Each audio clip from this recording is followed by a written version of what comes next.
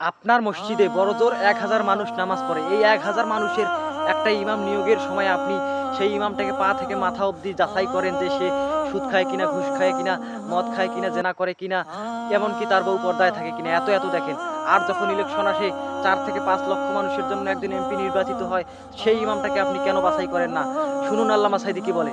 ৫,০০০ লোকের ইমাম নির্বাচনের সময় পা থেকে শুরু করে মাথা পর্যন্ত দেখেন, এমনকি বউ পর্যন্ত।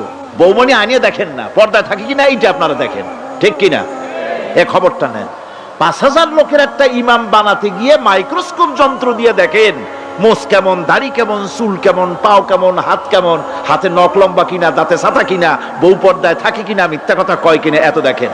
আর যখন নির্বাচন আসে তখন ২.৫ থেকে ৩ লক্ষ মানুষের জন্য একজন এমপি নির্বাচিত হয়। সেই ইমামকে বাছাই করার জন্য নামাজ পড়ে কিনা, জিনাকার কিনা, মদখোর কিনা, সুদখোর কিনা, ঘুষখোর কিনা, বদমাশ কিনা বাছাই করা হয় না।